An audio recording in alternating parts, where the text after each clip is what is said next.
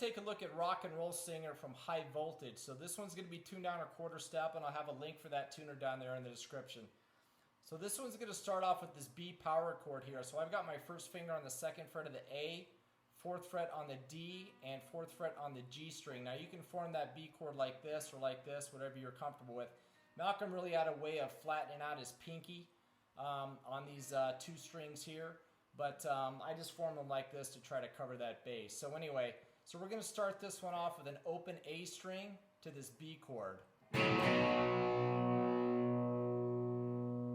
Alright, then we're going to play B to A, back to B, back to A to this full E chord. Alright,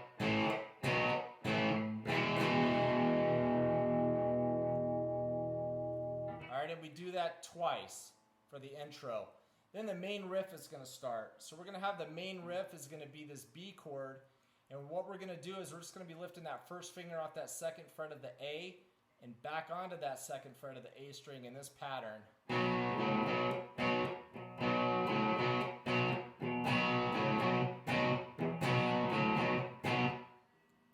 Okay, now this is where it gets a little bit interesting. So now we're going to move to a D chord to an E chord, and which ones are played is the real question. So the first time he plays this, it sounds like the D is here, and then the E is actually here, which is your first finger on the 2nd fret of the D and your 4th finger on the 4th fret of the G.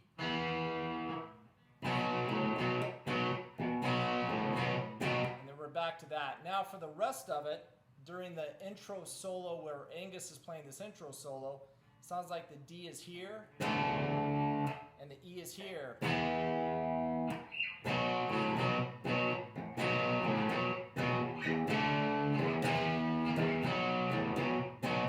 Alright, now during this Angus's intro solo, we're going to get to a part where we're going to come down here, we're going to hit this D chord twice,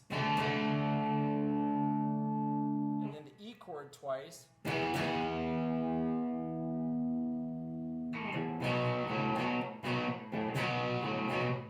then back to that main riff. Now the vocals are going to start. So when the vocals start, we're playing the same riff, but now it sounds like the D is here and the E may be here for the rest of the song, although it's very hard to tell.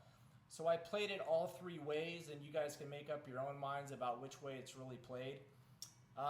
But we're going to get to the pre-chorus. So the pre-chorus is just going to be E to B, back to E again. So it's going to be something like this.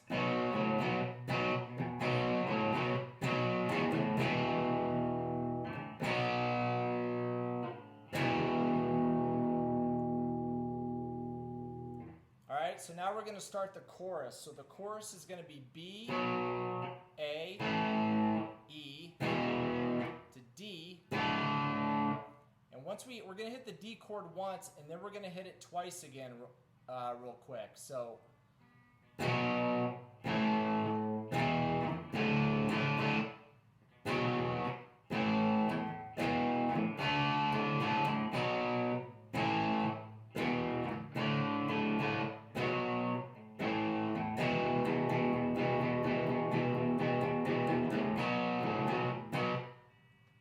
and then we end the chorus on that full E, and then we go back to the main riff. So let's check out the guitar solo and what's going on in the rest of this one.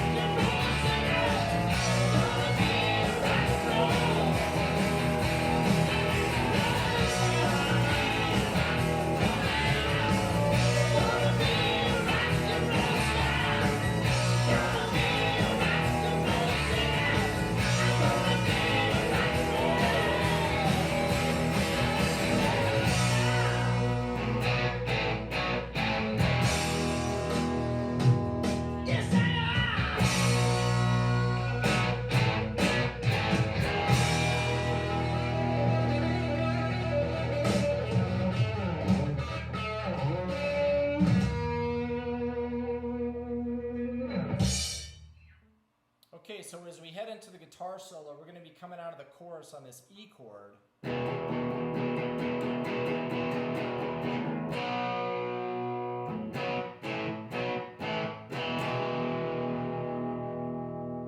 then we're going to play what we did at the intro.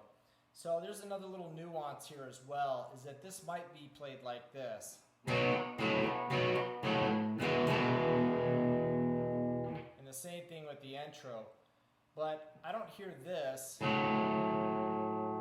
much as I hear this.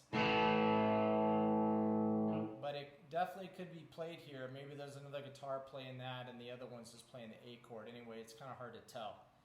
So during the guitar solo, we play the same exact thing we played on the intro guitar solo. Our B riff to our D to our E. And you can decide if that E is here or if it's here. I think it sounds more here now. But once again, that's hard to tell. And then we got to remember, we come down here to D and we hit that twice. And then we hit this E twice. Now when we do hit this E chord down here, we want to make sure we're hitting that open E string as well. And then we're going to play this.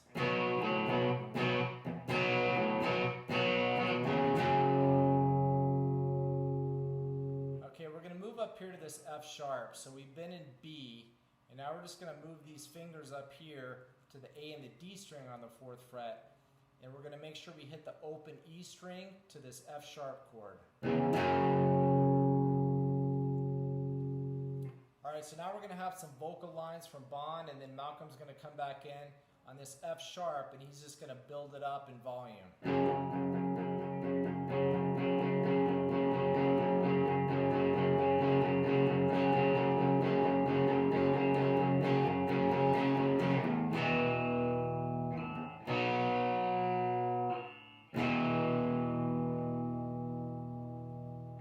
And then we play that pre-chorus. Now we're going to play the chorus for the last time, and it's going to be played twice, and we're going to play it a little bit differently than we did at the beginning. So we're going to play the B to A to E to D, but before we were hitting the D and then we hit it twice real quick. Well, now we're just going to hit the D one time. So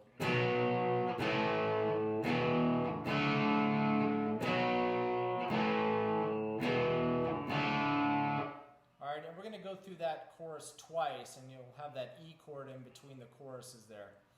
And then it's just going to wrap up again with this.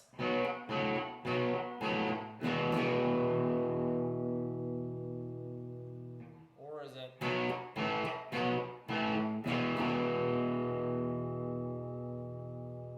Alright, and that's how the song ends. So anyway, so there's some kind of some things to think about on this one, where these chords are actually played. The isolated track kind of tricks you a little bit to thinking that maybe the E is here instead of here, or vice versa. So anyway, you guys can decide, and we'll see you next time.